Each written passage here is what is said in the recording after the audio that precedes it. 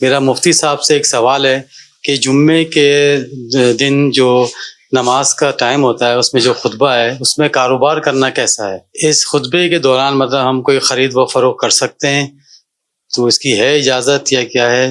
تو وہ بتا دیجیے گا اس کے بارے میں۔ جی مفتی صاحب۔ خطبہ تو بہت لیٹ ہوتا ہے، جمعے کی جب اذان ہوتی ہے جی اذان ہوتے ہی کاروبار موقوف کرنا لازم ہے، اذان سے پہلے پہلے کاروبار موقوف کر دیں۔ جیسے اذان شروع ہوئی نہ کوئی چیز بیچنی ہے نہ خریدنی ہے۔ بعض اوقات دکاندار بھی غفلت کرتے ہیں اس حوالے سے، اور گھروں میں رہنے والے افراد بھی غفلت کرتے ہیں، سبزی خریدنی ہے مثال ہے، جی تو بھئی اذان ہو چکی ہے تو پھر آپ کیسے خرید رہے ہیں؟ خرید فروخت تو جائز نہیں ہے۔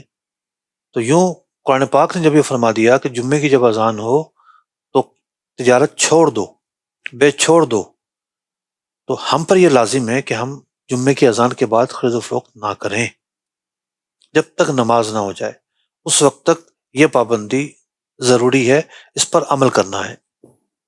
صحیح۔